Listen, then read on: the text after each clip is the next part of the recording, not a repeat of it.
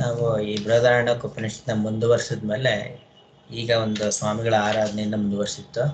ಅದಾದ್ಮೇಲಿಂದ ಬರೀ ಯೂಟ್ಯೂಬಲ್ಲಿ ನೋಡಿದ್ವಿ ನಾವು. ಇವಾಗ ಮೊದಲೇ ಸರ್ತಿ ನಾವು ಸ್ಕ್ರೀನಲ್ಲಿ ನಾವು ನೋಡ್ತಾ ಇದ್ವಿ ಎಲ್ಲನ್ನು. ಇಲ್ಲಿ ಇಷ್ಟವರೆಗೂ ಬೃಹದಾರಣ್ಯಕ ಉಪನಿಷತ್ತು ಮೊದಲು ಏನು ಮಾಡಿತ್ತಲ್ಲ ಅದರ ರಿವಿಷನ್ನು ಅಂತ ಒಂದು 4-5 ಕ್ಲಾಸಲ್ಲಿ ರಿವಿಷನ್ ಅಂತ ತಗೊಂಡು ಆಮೇಲಿಂದ ಪ್ರಾಣೋಪಾಸನೆಯಿಂದ ಭಾಷ್ಯ ಪ್ರಕರಣ ಮಾಡ್ಕೊಂಡು ಹೋಗಿತ್ತು. ಇವಾಗ ಇದನ್ನ ಪ್ರಶ್ನೋತ್ತರಗಳು ಮಾಡ್ಕೊಳ್ಳೋಕೆ ಮುಂಚೆ ಏನಾದರೂ ಪ್ರಶ್ನೆಗಳಿದೆಯಾ ಇಲ್ಲಿ ಅಂತ ಈ ಸದ್ಯಕ್ಕೆ?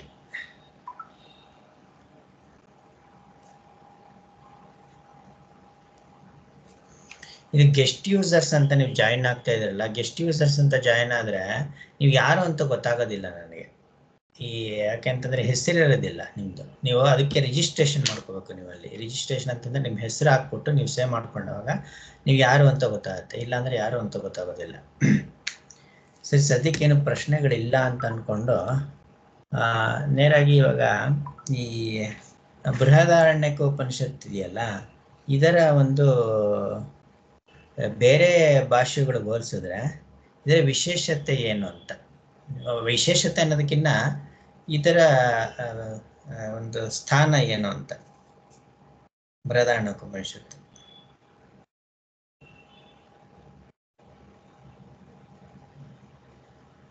ಇದು ಡೀಟೇಲ್ ಆಗಿ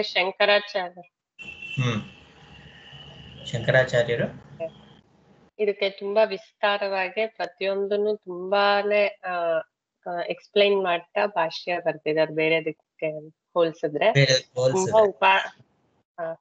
ತುಂಬಾ ಉಪಾಸನೆಗಳು ಇರೋದ್ರಿಂದ ಆ ಭಾಗಕ್ಕೂ ಕೂಡ ಇವ್ರ ಭಾಷ್ಯ ಬರ್ದಿರೋದ್ರಿಂದ ಬೇರೆ ಉಪನಿಷತ್ತಲ್ಲಿ ಬರೋ ಉಪಾಸನೆ ಹೆಂಗ ಅರ್ಥ ಮಾಡ್ಕೋಬೇಕು ಅಂತ ಗೊತ್ತಾಗುತ್ತೆ.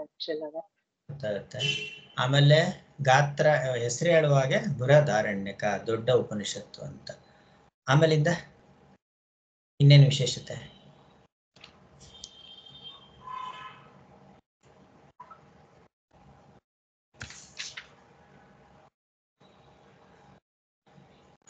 ಪ್ರಕ್ರಿಯೆಗಳು, ಎಲ್ಲಾ ಪ್ರಕ್ರಿಯೆಗಳು ಇದರೊಳಗೆ ಬಂದಿದೆ. ಒಂದು ಪ್ರಕ್ರಿಯೆ ಬಂದಿಲ್ಲ, ಯಾವ್ದದು?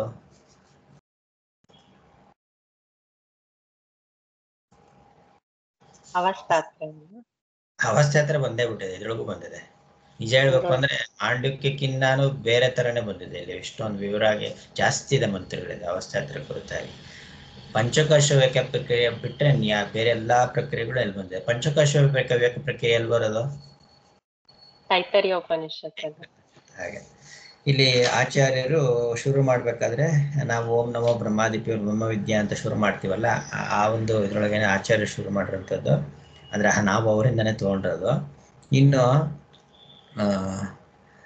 ಆಚಾರ್ಯರು ಲೌಕಿಕ ಪ್ರವೃತ್ತಿಗೂ ಶಾಸ್ತ್ರ ಪ್ರವೃತ್ತಿಗೂ ವ್ಯತ್ಯಾಸ ಪಡ್ತಾರೆ. ಅಂದ್ರೆ ಕರ್ಮಕಾಂಡ ಮತ್ತೆ ಸಾಮಾನ್ಯ ಲೌಕಿಕ ವ್ಯವಹಾರ ಅದಕ್ಕೂ ಇದಕ್ಕೂ ವ್ಯತ್ಯಾಸ ತಿಳ್ಕೊಡ್ತಾರೆ ಈ ಒಂದು ಪೀಠಿಕೆನಲ್ಲಿ. ಪೀಠಿಕೆಯನ್ನು ಏನಂತ ಕರೀತಾರೆ ಹೇಳಿ?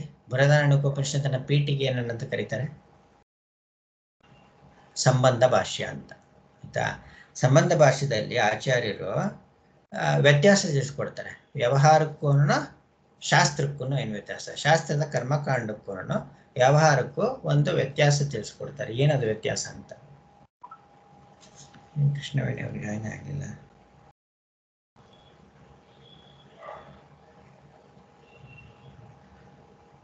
ಹೇಳಿ ವ್ಯತ್ಯಾಸ ಏನಂತ.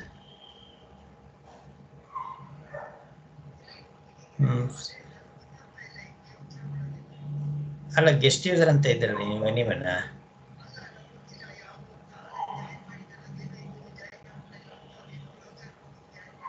ಸರಿ ಬಿಡಿ, ಆಯ್ತು.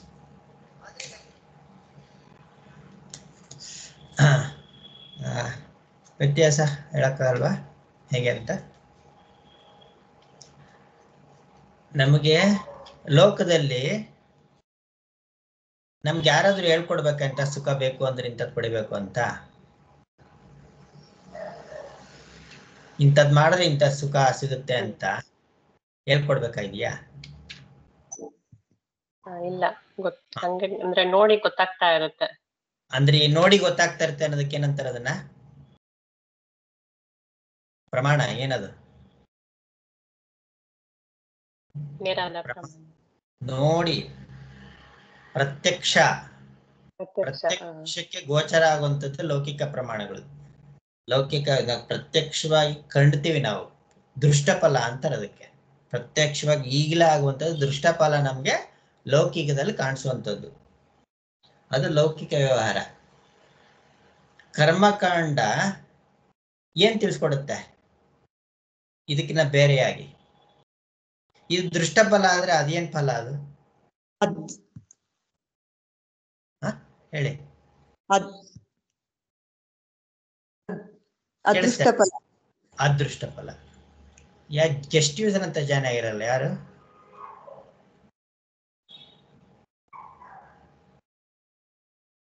ಸರಿ, ಗೆಸ್ಟ್ ಯೂಸರ್ ಅಂತ ಜಾಯ್ನ್ ಆದ್ರೆ ಅದೊಂದು ಸಮಸ್ಯೆ, ಯಾರು ಅಂತ ಗೊತ್ತಾಗಲ್ಲ. ಅವ್ರಿಗದ್ ಬೆನಿಫಿಟ್, ಯಾರಂತ ಹೆಸರು ಕೂಗಿ ಕೇಳಕ್ಕಾಗಲ್ವ?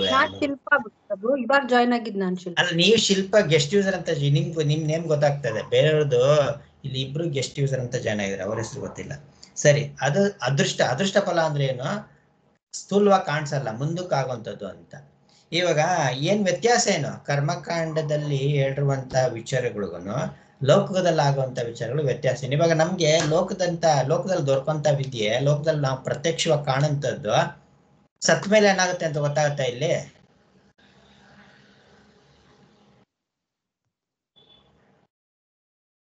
ಗೊತ್ತಾಗಲ್ಲ. ಸೊ ಆದ್ರೆ ಯಾರಿಂದ ಗೊತ್ತಾಗುತ್ತೆ ಸತ್ ಮೇಲೆ ಏನಾಗುತ್ತೆ? ಕರ್ಮಕಾಂಡದಲ್ಲಿ ಕೊಟ್ಟಿರುವಂತ ಶಾಸ್ತ್ರದ ಪ್ರಕಾರ ಗೊತ್ತಾಗುತ್ತೆ. ಏನ್ ಹೇಳುತ್ತೆ ಅಲ್ಲಿ ಕರ್ಮಕಾಂಡದಲ್ಲಿ?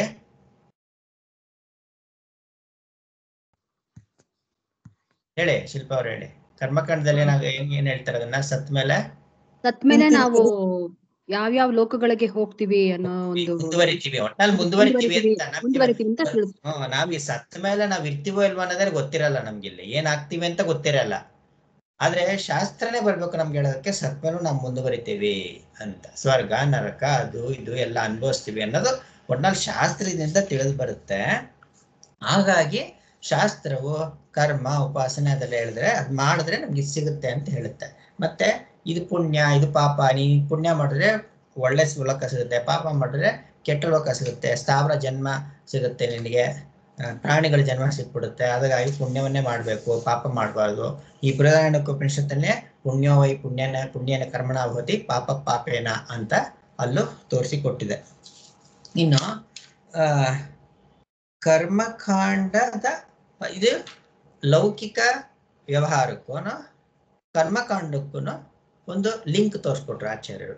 ಈಗ ಕರ್ಮಕಾಂಡಕ್ಕೂ ಉಪನಿಷತ್ತುಗಳಿಗೂ ಒಂದು ಲಿಂಕ್ ತೋರಿಸ್ಕೊಡ್ತಾರೆ. ಏನದು ಅಂತ? ಕರ್ಮಕಾಂಡದಲ್ಲಿ ಏನಂತ ಇದೆ, ಜ್ಞಾನಕಾಂಡದಲ್ಲಿ ಏನಂತ ಇದೆ ಅಂತ.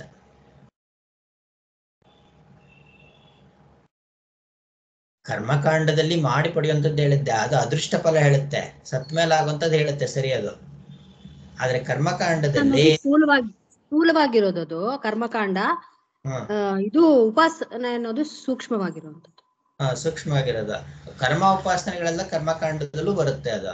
ಆದ್ರೆ ಅದು ಸ್ವರ್ಗ ನರಕಾದಿಗಳ ಬಗ್ಗೆ ಹೇಳುತ್ತೆ ಹೊರತು ಸತ್ಮೇಲೂ ಶರೀರ ಮುಂದುವರುತ್ತೆ, ಆಮೇಲೆ ಸ್ವರ್ಗ ನರಕಾದಿಗಳು ಸಿಗುತ್ತೆ, ಈ ಜೀವನ ಚಕ್ರ ನನ್ ಮುಂದುವರಿತಾ ಇರುತ್ತೆ ಅಂತ ಹೇಳುತ್ತೆ ಹೊರತು ಇದೆಲ್ಲಾನು ಕೂಡ ಇದು ಕಲ್ಪಿತ, ಇದೆಲ್ಲವೂ ಕೂಡ ಅವಿದ್ಯಿಕ ಅಂತ ಹೇಳುತ್ತಾ ಅಲ್ಲಿ ಕರ್ಮಕಾಂಡದಲ್ಲಿ.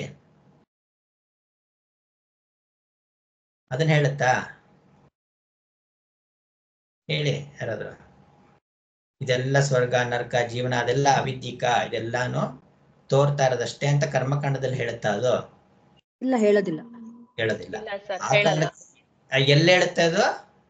ಅದ್ ಹೇಳೋದಲ್ಲಿ ಜ್ಞಾನಕಾಂಡದಲ್ಲಿ. ಜ್ಞಾನಕಾಂಡಕ್ಕೆ ಇನ್ನೊಂದು ಹೆಸರು ಉಪಾಸನಾ ಕಾಂಡ, ಉಪನಿಷತ್ತು, ವೇದಾಂತ, ಜ್ಞಾನಕಾಂಡ, ಉಪನಿಷತ್ತು, ಆರಣ್ಯಕ ಎಲ್ಲ ಒಂದೇ ಆಯ್ತಾ? ಅಲ್ಲೇನೆ ನಮ್ಗೆ ಇದೆಲ್ಲದ ಸಾರ ಆತ್ಮ, ಇದೆಲ್ಲವೂ ಕೂಡ ಆವಿದ್ಯಿಕ, ಇದು ನಮ್ಗೆ ಜನನ ಮರಣ ಉಂಟು ಮಾಡುತ್ತೆ, ಇದು ಅನರ್ಥ, ಇದು ಯಾವತ್ತು ನಾವು ಅನ್ಕೊಂಡಿದೀವಿ ಅಷ್ಟೇ, ಇದು ಸಾರ್ಥಕ ಅಂತ. ಯಾಕಂದ್ರೆ ಮಾಡಿ ಪಡೆಯೋದು ನಮಗೆ ಅದೇ ತಾನೆ, ಹುಟ್ಟಿದಾಗಿಂದ ನಾವು ಅದೇ ಮಾಡ್ತಾ ಇದೀವಿ. ಲೋಕದಲ್ಲೂ ಕೂಡ ಶಾಸ್ತ್ರ ಹೇಳೋದು ಮಾಡಿ ಪಡೆಯೋದು, ಇದು ಮಾಡಿ ಪಡೆಯೋದೇನೆ. ಅದು ಶಾಸ್ತ್ರ, ಇದು ಲೌಕಿಕಲ್ಲಿ ಮಾಡುವಂಥದ್ದು. ಮಾಡಿ ಪಡೆಯುವಂಥದ್ದು ಯಾವಾಗಲೂ ಕೂಡ ಅನಿತ್ಯವಾದಂಥದ್ದು ಮತ್ತೆ ದುಃಖಕರವಾದದ್ದು. ಅದರಿಂದ ಇದನ್ನ ಬಿಡುಗಡೆ ಬೇಕು ಅಂತಂದ್ರೆ ಆತ್ಮಜ್ಞಾನದಲ್ಲೇ ಆಗುವಂಥದ್ದು ಅನ್ನೋದು ನಮ್ ಜ್ಞಾನ ಕಾರಣದಲ್ಲೇ ಬರುವಂಥದ್ದು ಅಂತ ಆಚಾರ್ಯರು ತೋರಿಸ್ಕೊಡ್ತಾರೆ. ಈಗ ಉಪನಿಷತ್ತು ಪ್ರಾರಂಭ ಆಗುವಂಥದ್ದೇನೆ ಉಪಾಸನೆಯಿಂದ ಶುರು ಆಗುತ್ತೆ ಉಪನಿಷತ್ತು. ಈಗ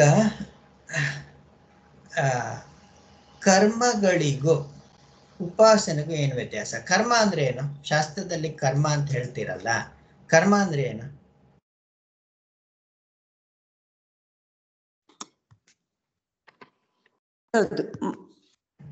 ಹೇಳಿ. ಗೆಸ್ಟ್ ಯೂಸರ್ ಅಂತ ಇದ್ರಲ್ಲ, ಯಾರು ಫಸ್ಟ್ ಅದನ್ನ ಹೇಳಿ. ಫಸ್ಟ್ ನೀವು ಅನ್ಮ್ಯೂಟ್ ಮಾಡಿ ಮ್ಯೂಟ್ ಮಾಡ್ತಾ ಇದ್ದೀರಾ.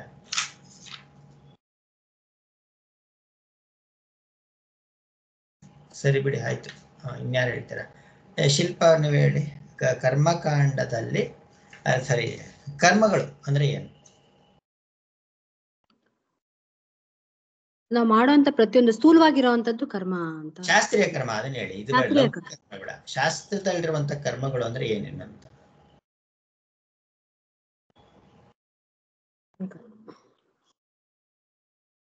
ಏನಾದ್ರು ಹೇಳಿ, ಗೊತ್ತಿರೋದು ಹೇಳಿ.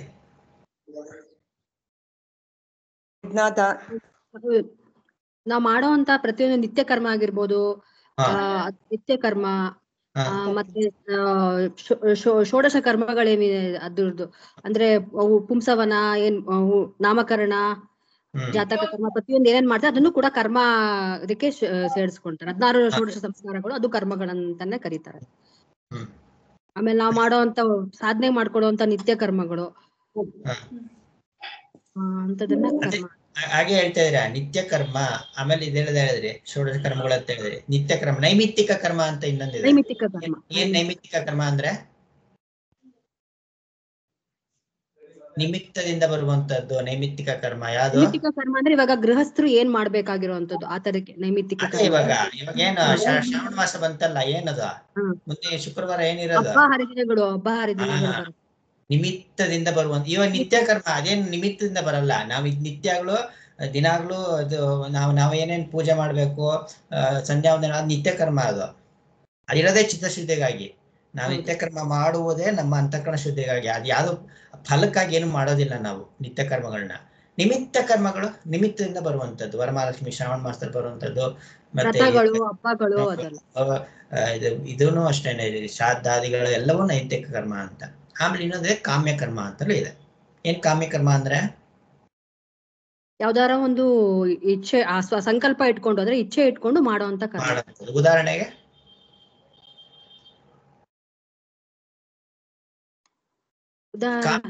ಉದಾಹರಣೆಗೆ ಯಾವ್ದಾದ್ರು ರಾಮಾಯಣದಲ್ಲಿ ಬಂದಿದ್ದು ಒಂದು ಹೇಳಿದ್ದೆ ನಾನು. ದಶರಥ ಏನ್ ಮಾಡ್ದ? ಸ್ವರ್ಗಾದಿ ನರಕ, ಸ್ವರ್ಗವನ್ನ ಪಡ್ಕೊಳ್ಳೋಕೋಸ್ಕರ ಅಶ್ವಮೇಧ ಯಾಗ. ಅಶ್ವಮೇಧ ಯಾಗ ಒಂದು, ಕಾಮೇಷ್ಟಿ ಯಾಗ ಮಾಡ್ದ. ಕಾಮೇಷ್ಟಿ ಯಾಗ ಕಾಮನಿಂದ ಮಾಡುವಂಥದ್ದು ಅಂತ. ಮತ್ತೆ ಅನಿಷ್ಟ ನಿವಾರಣೆಗಾಗುವ ಕರ್ಮಗಳನ್ನ ಮಾಡ್ತೀವಿ. ನವಗ್ರಹ ಹೋಮ ಮಾಡೋದು ಯಾಕೆ? ಶಾಂತವಾಗ್ಲಿ ಅಂತ, ದೋಷಗಳನ್ನು ನಿವಾರಣೆ, ಅದೆಲ್ಲ ಕರ್ಮ ಅಂತ. ಅದೆಲ್ಲ ನಮ್ಗೆ ಲೋಕದಲ್ಲಿ ಇರೋಂಥದ್ದು ಯಾರು ಹೇಳಲ್ಲ. ಅಲ್ಲಿ ಸ್ಕೂಲಲ್ಲಿ ಅದಕ್ಕೋಸ್ಕರ ತಿಳಿಸ್ಕೊಳಲ್ಲ. ಅದು ಇಲ್ಲಿ ಶಾಸ್ತ್ರನೇ ಬರ್ಬೇಕು ಅದನ್ನೆಲ್ಲ ಹೇಳೋದಕ್ಕೋಸ್ಕರ. ಅದೆಲ್ಲ ಕರ್ಮಗಳು ಅಂತ ಕರೀತಾರೆ. ಅದನ್ನ ಕರ್ಮಗಳು ಅಂದ್ರೆ ಸ್ಥೂಲ ಅಂತ ಹೇಳಿತ್ತು. ಅಲ್ಲಿ ಎಲ್ಲ ಏನೇನು ಕ್ರಿಯೆಗಳೆಲ್ಲ ಇರುತ್ತಲ್ಲ ಕರ್ಮಗಳಲ್ಲಿ. ಇವಾಗ ಮುಖ್ಯವಾಗಿ ಮಾಡೋರಿರ್ಬೇಕು, ಮಂತ್ರಗಳು ಹೇಳೋರಿರ್ಬೇಕು. ಮಂತ್ರಗಳ ಋತ್ವಿಜರು ಅಂತ ಕರೀತಾರೆ. ಮಂತ್ರಗಳಿಂದ ಅವರು ದೇವತೆಗಳನ್ನೆಲ್ಲಾನು ತೃಪ್ತಿಪಡಿಸ್ಬೇಕು. ಮತ್ತೆ ಅದಕ್ಕೇನೇನು ದ್ರವ್ಯಗಳೆಲ್ಲ ಬೇಕಲ್ಲ, ಅದೆಲ್ಲ ಬೇಕಾಗತ್ತೆ. ದ್ರವ್ಯಗಳಿಲ್ದರೆ ಕರ್ಮ ಆಗುತ್ತಾ? ದ್ರವ್ಯಗಳು ಅಂದ್ರೆ ಏನ್ ಹೇಳಿ? ಯಜ್ಞಕ್ಕೆ ಬೇಕಾಗಿರುವಂತಹ ವಸ್ತುಗಳು. ಪೂಜಾದಿಗಳೆಲ್ಲ ಬೇಕಾಗಿರುವಂತ ವಸ್ತುಗಳು. ಅದು ವಸ್ತುಗಳಿಲ್ಲ ಅದರಿಂದ ಕರ್ಮ ಆಗೋದಿಲ್ಲ. ಯಾಕಂದ್ರೆ ಕರ್ಮ ಮೊದಲು ಹೇಳಿದಾಗ ಸ್ಥೂಲ, ಅದೆಲ್ಲಾನು ಬೇಕಾಗಿರೋಂಥ ವಸ್ತುಗಳು ಬೇಕು ಅದಕ್ಕೆ. ನಾವು ಮನೇಲಿ ಮಾಡುವಂತ ಇವಾಗ ವರಮಹಾಲಕ್ಷ್ಮಿ ಅಂತಾನೆ ಇಟ್ಕೊಳಪ್ಪ, ಎಲ್ಲಾ ಕಡೆ ವ್ಯಾಪಾರ ಎಲ್ಲ ಜೋರು ವ್ಯಾಪಾರ. ಯಾಕೆ ತಗೊಳಕ್ತಾರೆ ಜನಗಳೆಲ್ಲಾನು? ಅದು ಇಡಬೇಕು, ಅದನ್ನೆಲ್ಲ ಇಟ್ಕೊಂಡು ನಾವು ದೇವ್ರ ಪೂಜೆ ಮಾಡ್ಬೇಕು ಅಂತ ಮಾಡ್ತಾರೆ ಅದನ್ನ. ಅದೇ ನಾವು ಮಾಡುವಂಥದ್ದು ನಮ್ಗೆ ಎಷ್ಟು ದುಡ್ಡು ಇರುತ್ತೋ ಅದ್ರ ಪ್ರಕಾರ ಮಾಡ್ತೀವಿ ನಾವು. ಅದೇ ಇವಾಗ ಚಂಡಿಕಾ ಹೋಮ ಮಾಡ್ಬೇಕು ಅಂದ್ರೆ ಎಷ್ಟು ದ್ರವ್ಯಗಳು ಬೇಕು? ಸಿಕ್ಕಾಪಟ್ಟೆ ದ್ರವ್ಯಗಳು ಬೇಕು ಅದಕ್ಕೆ. ಅದೇ ರೀತಿ ಈ ಇಲ್ಲೊಂದು ಉಪನಿಷತ್ತಿನಲ್ಲಿ ಮೊದಲು ಶುರು ಆಗಿರುವಂತಹ ಒಂದು ಉಪಾಸನೆ ಏನಿದೆಯಲ್ಲ, ಯಾವ ಉಪಾಸನೆ ಅದು? ಅಶ್ವಮೇಧ ಉಪಾಸನೆ. ಅಶ್ವಮೇಧ ಉಪಾಸನೆ. ಗೆಸ್ಟ್ ಯೂಸರ್ ಅವ್ರು ಯಾರು ಮಾತಾಡ ಅನ್ಮ್ಯೂಟ್ ಮಾಡಕ್ ಟ್ರೈ ಮಾಡ್ತಿದ್ದಾರೆ, ಅವ್ರಿಗೆ ಅನ್ಮ್ಯೂಟ್ ಮಾಡಿ ಹಾಗೆ ಇಟ್ಕೊಂಡಿರಿ, ಪರವಾಗಿಲ್ಲ. ನೀವು ಯಾರು ಹೇಳಿ ನೀವು ಹೆಸರು ಇವಾಗ ಅನ್ಮ್ಯೂಟ್ ಮಾಡಿದಾರಲ್ಲ? ನಂದೇ ಇರ್ಬೇಕು ರಘು ಅನ್ಸುತ್ತೆ, ಗೊತ್ತಿಲ್ಲ ಅದೇನು. ಅಲ್ಲ ಅದೇನು ಅಂತಾನು ಗೊತ್ತಾಗ್ತಾ ಇಲ್ಲ ನನ್ಗಿವತ್ತು. ಸರಿ ಬಿಡಿ, ಪರವಾಗಿಲ್ಲ. ಸರಿ, ಅಶ್ವಮೇಧ ಉಪಾಸನೆಯನ್ನ ಇಲ್ಲಿ ಹೇಳಿದೆ ಅಂತ. ಅಶ್ವಮೇಧ ಕರ್ಮ, ಅಶ್ವಮೇಧ ಅನ್ನೋದು ಒಂದು ಕರ್ಮ. ಅದು ನಾವು ಎಲ್ಲೆಲ್ಲಿ ನಾವು ಅಶ್ವಮೇಧ ಕರ್ಮಗಳನ್ನ ನಾವು ನಮ್ಗೆ ಗೊತ್ತಿರೋಂಥದ್ದು ಕಥೆಗಳಲ್ಲಿ ಯಾವ್ಯಾವ ಕಥೆಗಳಲ್ಲಿ ಗೊತ್ತಿದೆ ಅಶ್ವಮೇಧ ಕರ್ಮ? ರಾಮಾಯಣದಲ್ಲಿ ಗೊತ್ತಿದೆ, ಆಮೇಲೆ ಮಹಾಭಾರತದಲ್ಲಿ ಪಾಂಡವರು ಮಾಡಿದ್ರಲ್ಲ. ಸಗರ ಚಕ್ರವರ್ತಿ, ಇದು ಗಂಗಾವತರಣ ಕಥೆಯಲ್ಲೇ ಬರೋದೇ ಅದು. ಸಗರ ಚಕ್ರವರ್ತಿ ಮಕ್ಕಳು ಏನ್ ಹುಡ್ಕೊಂಡು ಹೋದ್ರು? ಒಂದೇನು ಅಂದ್ರೆ ಈ ಗಂಗಾವತರಣ ಕಥೆ ಕೇಳಿದ್ರೆ ಪುಣ್ಯ ಅಂತಾರೆ, ನೆನ್ಪಿಟ್ಕೊಳ್ಬಿಟ್ರೆ ನಿಷ್ಪುಣ್ಯ ಅದು. ಮರ್ತೋಗ್ಬಿಟ್ರೆ ಯಜ್ಞಾಶ್ವನೇ ಹುಡ್ಕೊಂಡು ಹೋಗೋದು. ಯಜ್ಞಾಶ್ವ ಅದು, ಯಜ್ಞಾಶ್ವ ಯಾವ್ದಿರುತ್ತದು? ಅಶ್ವಮೇಧದ್ದೇನೆ. ಮಕ್ಕಳು ಹುಡ್ಕೊಂಡು ಹೋದ್ರು, ಅದು ಅದಕ್ಕೆ ತೋಡಿದ್ರು ಚೆನ್ನಾಗಿ, ಭೂಮಿ ಎಲ್ಲ ಟಕ ಟಕ ಟಕ ಅಂತ ತೋಡಿದ್ರು. ಅದು ಅದಕ್ಕೋಸ್ಕರ ಅದಕ್ಕೆ ಅದಾದ್ಮೇಲೆ ಸಾಗರ ಆಗ್ಬಿಡ್ತಲ್ಲ. ಆಯ್ತು, ಯಾರು ಮಾಡಕ್ಕಾಗತ್ತೆ ಅಶ್ವಮೇಧ ಯಾಗ? ಚಕ್ರವರ್ತಿಗಳು ಮಾಡ್ಬೇಕು. ಸಾಮಂತ ರಾಜನ ಇಟ್ಕೊಂಡಿರ್ಬೇಕು, ಅವರು ತುಂಬಾ ದೊಡ್ಡ ಚಕ್ರವರ್ತಿಗಳಾಗಿರ್ಬೇಕು, ಅವರು ಅಂಥವ್ರು ಮಾಡ್ಬೇಕು. ಏನ್ ಫಲ ಅಶ್ವಮೇಧ ಯಾಗದಿಂದ? ಇದು ಕರೆಕ್ಟ್ ಹೇಳಿ. ಸ್ವರ್ಗ ಪ್ರಾಪ್ತಿ ಆಯ್ತು. ಸ್ವರ್ಗ ಅಷ್ಟೇ ಫಲ. ಒಂದ್ ಅಶ್ವಮೇಧ ಯಾಗ ಅಂದ್ರೆ ಸ್ವರ್ಗ ಫಲ. 100 ಅಶ್ವಮೇಧ ಯಾಗ ಮಾಡಿದ್ರೆ ಏನ್ ಫಲ? ಇಂದ್ರನ ಸ್ಥಾನ ಪದವಿ. ಅದಕ್ಕೆ ತಾನೇ 100ನೇ ಅಶ್ವಮೇಧ ಆಗ್ತಿದ್ದಂಗೆ ಇಂದ್ರನ್ ಟೆನ್ಷನ್, ಅಯ್ಯೋ 100ನೇ ಅಶ್ವಮೇಧ ಮಾಡ್ತಾನಪ್ಪ, ಹೆಂಗಾದ್ರೂ ಭಂಗಗೊಳಿಸ್ಬೇಕು ಅಂತ. ಅದನ್ನ ನೋಡಿ ಎಷ್ಟು ಚೆನ್ನಾಗಿ ಹೇಳುತ್ತೆ ಅಲ್ಲಿ ಕಥೆಗಳಲ್ಲೆಲ್ಲ. ಕಥೆಗಳನ್ನ ಅದೆಲ್ಲ ಹೇಳಿ ಹೇಳಿ ಹೇಳಿ ಹೇಳಿ ಹೇಳಿ ಬರ್ತಾ ಇರುತ್ತೆ ನಮ್ಗದು. ಸರಿ, ಈಗ ತೈತರೀಯ ಉಪನಿಷತ್ತಿನಲ್ಲಿ ಈ ಒಂದು ನಾವು ಮಾಡಿ ಪಡೆಯೋದು ಎಲ್ಲಿವರೆಗೂ ಅಂತ ಹೇಳಿಯಲ್ಲ, ಅದು ಒಂದು ಮೆಜರ್ಮೆಂಟ್, ಒಂದು ಮನುಷ್ಯನ ಆನಂದದ ಮೆಜರ್ಮೆಂಟ್ ಹೇಳಿದೆ ಅದು. ಮನುಷ್ಯ ಲೋಕ ಆನಂದನ. ಹೌದು. ಏನೇನಿರ್ಬೇಕು ಅವನಿಗೆ? ಒಂದು ಯೂನಿಟ್ ಅಂದ್ರೆ ಏನದು? ಒಂದು ಯೂನಿಟ್ ಇಸ್ ಈಕ್ವಲ್ ಟು ಏನು? ದೃಢಿಷ್ಠನು ಬಲಿಷ್ಠನು ಆಗಿರ್ಬೇಕು, ಅವನು ಧರ್ಮಿಷ್ಠನಾಗಿರ್ಬೇಕು, ಶ್ರೋತ್ರಿಯ ನಿಷ್ಠನಾಗಿರ್ಬೇಕು. ದೃಢಿಷ್ಠನು ಬಲ ಇರ್ಬೇಕು ಅವನಿಗೆ, ದೃಢಿಷ್ಠ. ಮತ್ತೆ ಆಮೇಲೆ ಅವನಿಗೆ ಆಸೆ ಇರ್ಬೇಕು ಅವನಿಗೆ. ವೈರಾಗ್ಯ ಇದ್ಬಿಟ್ರೆ ಅನುಭವಿಸ್ಬೇಕಾಗತ್ತ, ಆಸೆ ಇರ್ಬೇಕು. ಮತ್ತೆ ಇನ್ನೊಂದೇನಾಗಿರ್ಬೇಕು? ಶ್ರೋತ್ರಿಯ, ಶ್ರುತಿ ಏನ್ ಹೇಳಿದೆ ಅಂತ ಗೊತ್ತಿರ್ಬೇಕು. ಅದಲ್ಲ, ಶ್ರುತಿಯಲ್ಲಿ ಏನ್ ಹೇಳಿದೆ ಅಂತ ಗೊತ್ತಿರ್ಬೇಕು ಅನ್ನೋದೇನೋ ಸರಿನೇ, ಅದ್ ಲಕ್ಷಣ ಅದಲ್ಲ. ಅವನು ಸಾಧುವಾಗಿರ್ಬೇಕು ಅಂತ. ಯಾಕೆ ಸಾಧುವಾಗಿರ್ಬೇಕು?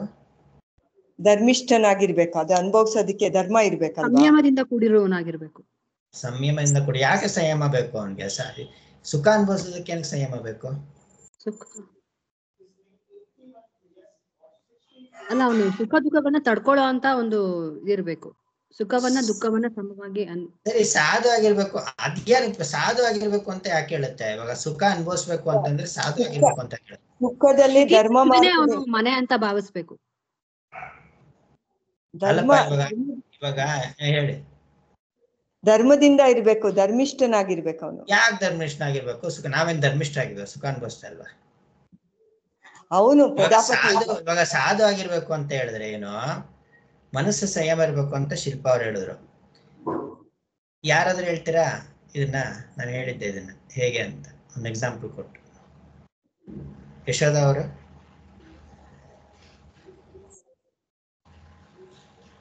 ಸಾಧು ಆಗಿರ್ಬೇಕ. ನಾವಿವಾಗ ನೋಡಪ್ಪ, ನಾವೇನು ನಮ್ಗೆ ಇಷ್ಟ ಆಗಿರೋದು ಏನಾದ್ರು, ನಾವು ಕಾಫಿ ಇಷ್ಟ ಅಂತ ಕುಡಿತಾ ಇರ್ತೀವಿ ಅನ್ಕೋಣ, ಆವಾಗ ನಮ್ಗೆ ಆಗ್ದಾರ ಯಾರೋ ಫೋನ್ ಮಾಡ್ತಾರೆ, ಕಾಫಿ ಸ್ವಾದ ಅನುಭವಿಸೋದಕ್ಕಾಗತ್ತ ನಮ್ಗೆ?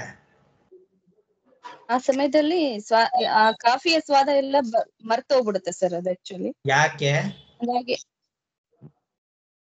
ನಮ್ಮಲ್ಲಿ ಮನಸ್ಸಿನಲ್ಲಿ ಸಂಯಮ ಇರಲ್ಲ ಅಂತ. ಸಂಯಮ ಇರಲ್ಲ, ಕೋಪ ಆಕ್ರೋಶ ಎಲ್ಲ ಇರುತ್ತೆ, ಕಾಫಿ ಮಾತ್ರ ಒಳಗಡೆ ಹೋಗ್ತಾ ಇರುತ್ತೆ. ಸುಖ ಅನುಭವಿಸಕ್ ಆಯ್ತಾ ಅಲ್ಲಿಗೆ? ಇಲ್ಲ ಇಲ್ಲ ಆಗಲ್ಲ. ಅದಕ್ಕೆ ಏನ್ ಬೇಕು? ಸಾಧುವಾಗಿರ್ಬೇಕು. ಅವನ ಅಕಸ್ಮಾತ್ ಇಲ್ಲಿ ಬಿಡು, ಅವನ್ ಏನಂತ ಬಿಡು, ನನ್ಗೆ ಯಾಕೆ ಸುಮ್ಮನೆ ಅದ್ರ ಬಗ್ಗೆ ತಲೆ ಕಟ್ಟು, ಕಾಫಿ ಚೆನ್ನಾಗಿ ಆಸ್ವಾದನೆ ಮಾಡಕ್ಕಾಗತ್ತೆ. ಆ ಕಾರಣಕ್ಕಾಗಿ ಅವನು ಸಾಧು ಆಗಿರ್ಬೇಕು ಅಂತ. ಆಮೇಲೆ ಇನ್ನೊಂದೇನು, ಅವನ ಆಸ್ತಿ ಏನು? ಒಬ್ಬ ಮನುಷ್ಯನ ಆನಂದನ ಆಸ್ತಿ ಏನು?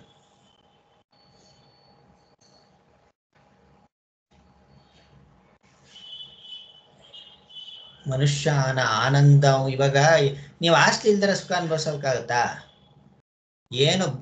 ಏನೇನೋ ಒಂದಿಲ್ಲ, ಒಂದ್ ಪೈಸಾ ಕಾಸಿಲ್ಲ, ಧನಂಜಯ ಅಂತ ಹೆಸರಿಟ್ಕೊಂಡಿರ್ತಾನೆ, ಅವನೇನ ಸುಖ ಅನುಭವಿಸಕ್ಕಾಗತ್ತಾ?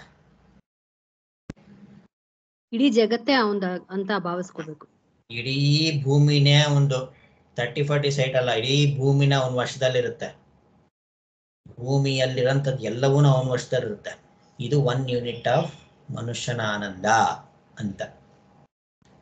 ಸೊ ಅದೇ ರೀತಿ ಅದು ಕರ್ಮದಿಂದ ತೊಳ್ಕುವಂಥದ್ದು. ಇನ್ನ ಶಾಸ್ತ್ರದಲ್ಲಿರುವಂತ ಕರ್ಮಗಳನ್ನ ಒಂದ್ ಹಂತದಲ್ಲಿ ಮಾಡೋದ್ರಲ್ಲಿ ನೆಕ್ಸ್ಟ್ ಲೆವೆಲ್ ಆನಂದ ಅಂತ ಇದೆ. ಹೆಸರು ಹೇಳಂಗಿದ್ರೆ ಹೇಳಿ ಪರವಾಗಿಲ್ಲ. ಆ ನೆಕ್ಸ್ಟ್ ಲೆವೆಲ್ ಆನಂದ ಅನ್ನೋದೇನಿದೆಯಲ್ಲ, ಮನುಷ್ಯ ಗಂಧರ್ವರ ಆನಂದ ಅಂತ, ಅದರ ಆನಂದ ಎಷ್ಟು ಪಟ್ಟು ಜಾಸ್ತಿ ಇದಕ್ಕಿನ್ನ? 10 into 10. 10⁶ ಅಲ್ವಾ? ಇದು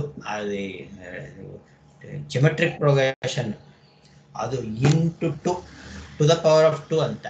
10 ಅಂತ ಇಟ್ಕೋಬಹುದು, 100 ಅಂತ 1 ಯೂನಿಟ್ ಅಷ್ಟೇ, to the power of 2. ಹಾಗೇನೆ ಮೇಲಕ್ಕೆ ಹೋಗ್ತಾ ಹೋಗ್ತಾ ಆ ಪಿತೃಲೋಕದವರೆಗೂ ಕೂಡ ಒಂದು ಆನಂದ ಅಂತ ಇರುತ್ತೆ. ಪಿತೃಲೋಕದ ಆನಂದವನ್ನ ಇನ್ನೊಂದು ಏನಂತ ಕರೀತಾರೆ?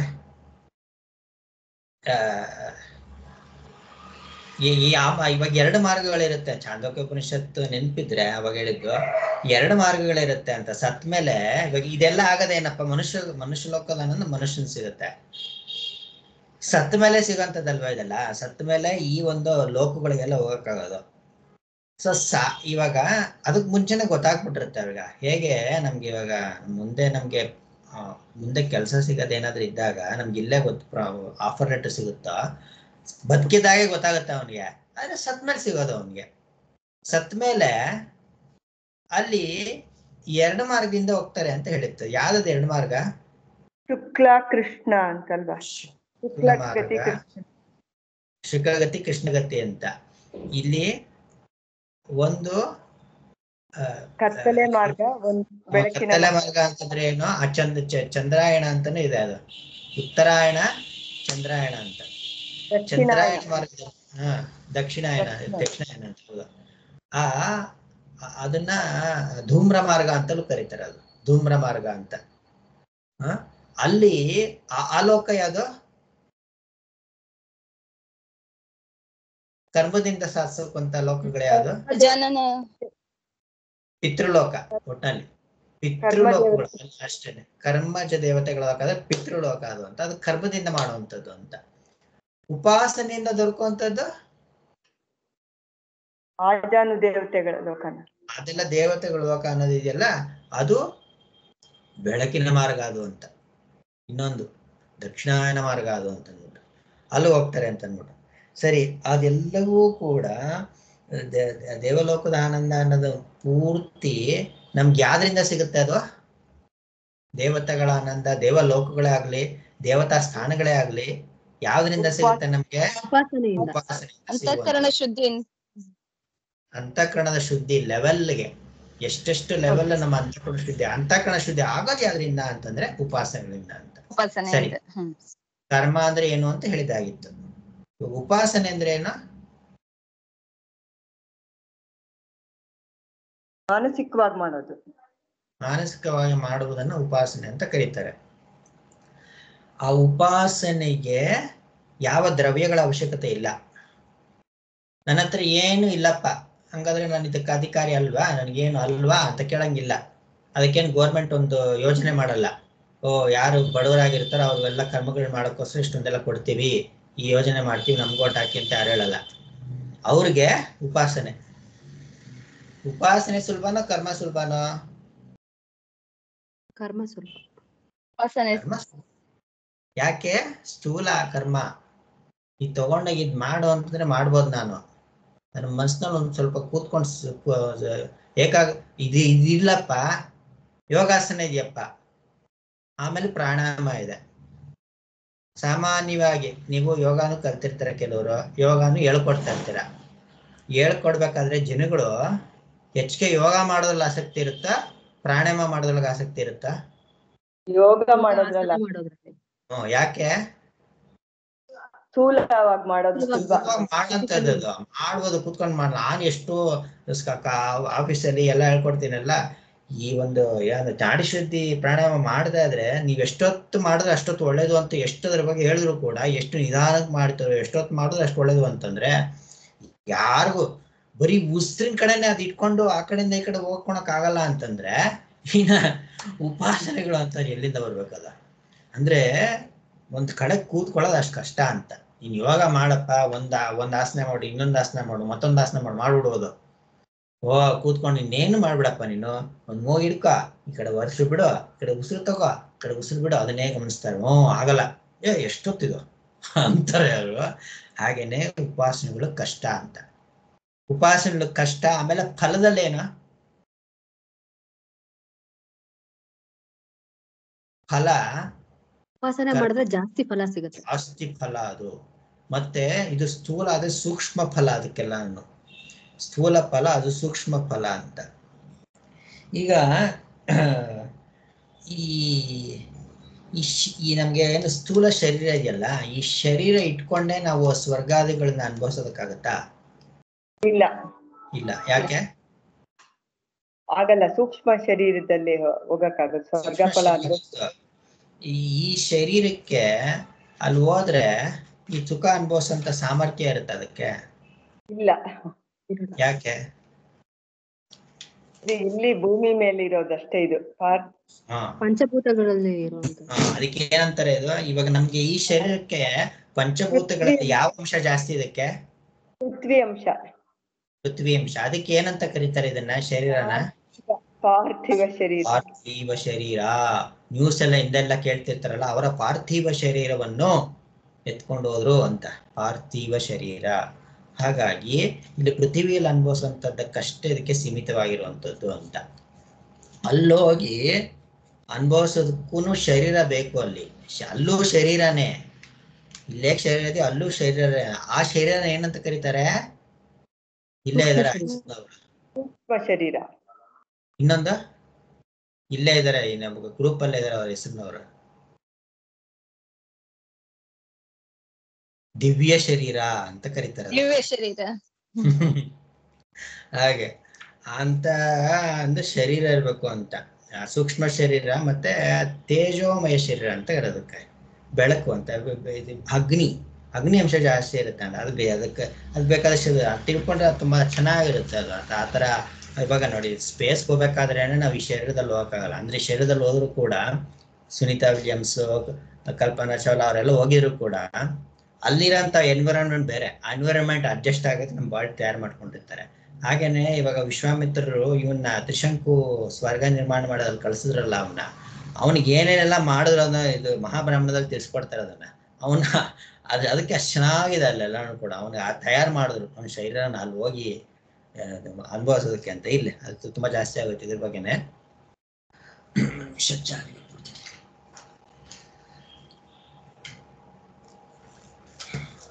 ಈಗ ಅಶ್ವಮೇಧ ಉಪಾಸನೆ ಅಂತ ಬಂದಿದೆ. ಇದು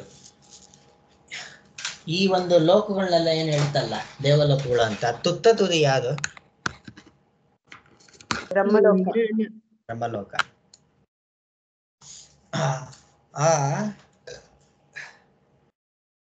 ಅದರ ಬ್ರಹ್ಮಲೋಕ ತುತ್ತದಿ ಮಾಡಿ ಪಡೆಯೋದು ಅಂತ. ಆಮೇಲೆ ಆ ಸ್ಥಾನ ಯಾವುದು? ಪ್ರಜಾಪತಿ ಸ್ಥಾನ. ರಾಜಾಪತಿತ್ವ.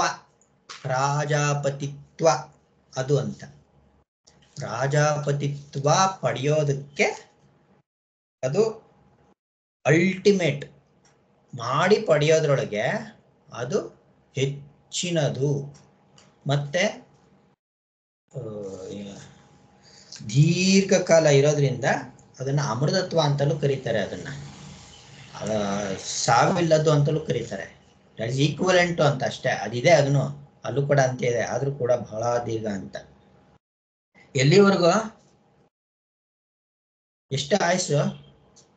ಪುಣ್ಯ ಇರೋ ತನಕ, ಮಾಡಿರೋ ಫಲ ಪುಣ್ಯ ಪುಣ್ಯ ಇರೋ ತನಕ ಅಂತಾರೆ. ಪ್ರಜಾಪತಿಗಲ್ಲ, ಪುಣ್ಯ ಇರೋ ತನಕ ಅಂತ. ಅದು ಸರಿನೇ, ಪುಣ್ಯ ಇರೋ ತನಕ ಅಂತ ಅದಲ್ಲ ಹೇಳ್ತಾರೆ. ಒಂದು ಕಲ್ಪ. ಏನು ಒಂದು ಕಲ್ಪ ಅಂದ್ರೆ? ಒಂದು ಚತುರ್ಯುಗ. ಚತುರ್ಯುಗ. ಚತುರ್ಯುಗ ಭಗವದ್ಗೀತೆಯಲ್ಲೂ ಭಗವಂತ ಹೇಳಿದಾನೆ ಅದನ್ನ. ಯಾವ್ದು ಚತುರ್ಯುಗ? ಕೃತಯುಗ, ತ್ರೇತಾಯುಗ, ದ್ವಾಪರ ಯುಗ, ಕಲಿಯುಗ. ಎಷ್ಟು ಲೆಕ್ಕನೇ ಇಲ್ಲ. ಅದೇ ಲೆಕ್ಕಗಳು ಹೇಳ್ತಾವ್ರೆ ಸಿಕ್ಕಾಪಟ್ಟೆ ಆಗ್ಬಿಡುತ್ತೆ. ಅಷ್ಟು ವರ್ಷದ ಕಲ್ಪನೆ ಬರಲ್ಲ. 4000 ಚಿಲ್ಡ್ರೆ ಕಲಿಯುಗ. ಅದು 3-4 ಲೆಕ್ಕಗಳು ಮರ್ತೋಗ್ಬಿಟ್ಟಿದೆ. ಅಷ್ಟು ಏನು ಹೋಲಿಕೆ ಇದೆಯಾ ನಮ್ಗೆ?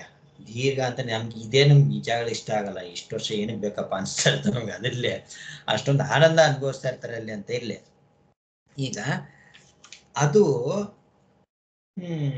ಫಲ ಅದು ಅಂತ, ಉಪಾಸನೆಯ ಫಲ ಅದು ಅಂತ ಹೇಳಿದ್ದು. ಈಗ ಮೊದಲು ಈ ಉಪನಿಷತ್ತು ಏನು ಉಪಾಸನೆಯನ್ನ ತಿಳಿಸ್ಕೊಡ್ತಾ ಇದೆಯಲ್ಲ, ಅದರ ಪ್ರಾಪ್ತಿಗಾಗಿ ಇದನ್ನ ತಿಳಿಸ್ಕೊಡ್ತಾ ಇದೆ. ಈ ಒಂದು ಉಪಾಸನೆಯನ್ನ ಮಾಡಿದ್ರೆ, ಅಶ್ವಮೇಧ ಉಪಾಸನೆಯನ್ನ ಮಾಡಿದ್ರೆ ಅದು ಫಲ ಅಂತ ತಿಳಿಸ್ಕೊಡುತ್ತೆ. ಈ ಏನಿದು ಪ್ರಜಾಪತಿತ್ವ ಅಂದ್ರೆ ಏನು ಅಂತ ನಾವು ಪ್ರಜಾಪತಿ ಲೋಕ ಅಂತ ಹೇಳಿದೆ ಸರಿ. ಅದು ನಾವೆಲ್ಲಿದ್ದೀವಿ?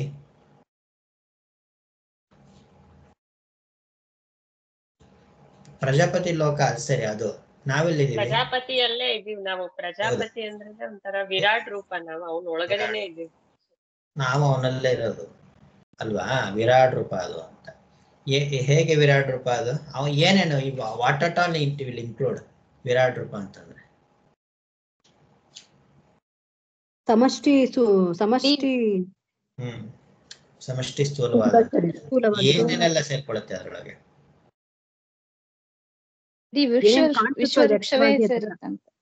ಇಡೀ ಬ್ರಹ್ಮಾಂಡ. ಏನ್ ಬ್ರಹ್ಮಾಂಡ ಅಂದ್ರೆ?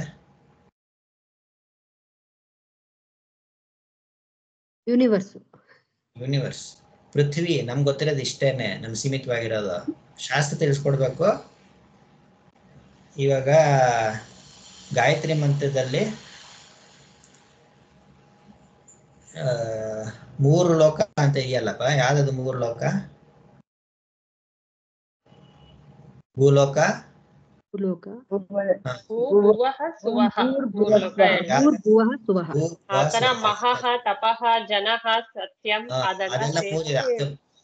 ಎಲ್ಲ 3ರಲ್ಲೇ ಸೇರ್ಕೊಳ್ಳುತ್ತೆ ಅದು. ಅದು ಯಾವುದು ಅಂದ್ರೆ ಭೂಲೋಕ, ಅಂತರಿಕ್ಷ, ಸ್ವರ್ಗಾದಿಗಳು ಅಂತ ಪೂರ್ತಿ. ತ್ರಿಶುಲೋಕೇಶು ಚಿಂತನದ ಭಗವಂತ ಹೇಳ್ತಾನಲ್ಲ, ಮೇ ಪಾರ್ಥಾಸಿ ಕರ್ತವ್ಯಂ ತ್ರಿಶುಲೋಕೇಶು ಚಿಂತನ ಕಿಂಚನ ಅಂತ. 3 ಲೋಕದಲ್ಲಿ ನಾನು ಮಾಡ್ಬೇಕಾಗಿರೋಂಥ ಕರ್ತವ್ಯ ಅನ್ನೋದು ಯಾವ್ದು ಇಲ್ಲ ಅಂತ. 3 ಲೋಕ ಅಂದ್ರೆ ಇದೆ, ಪೃಥ್ವಿ, ಅಂತರಿಕ್ಷ ಅಂತಂದ್ರೆ gap between earth and the ಸ್ವರ್ಗಾದಿಗಳಿಗೆ, ಸ್ವರ್ಗಾದಿಗಳು ಅಂತ, ಪ್ರಜಾಪತಿಗಳಿಗೂ ಅಂತ ಅದು ಅಂತ ಅಂದ್ಬಿಟ್ಟು. ಅವೆಲ್ಲವೂ ಅವನ ಶರೀರ ಅಂತ, ಅವನೆಲ್ಲವೂ ಅವನ ಶರೀರ ಅವನು ಅಂತ. ಆಮೇಲೆ ಇನ್ನೊಂದೇನೋ ಅವನು ಹಿರಣ್ಯಗರ್ಭ ಅಂದ್ರೆ ಏನದು? ಇದು ಸಮಷ್ಟಿ ಸ್ಥೂಲ ಆದ್ರೆ ಸೂಕ್ಷ್ಮ. ಸಮಷ್ಟಿ ಸೂಕ್ಷ್ಮ ಅಂದ್ರೆ ಏನರ್ಥ?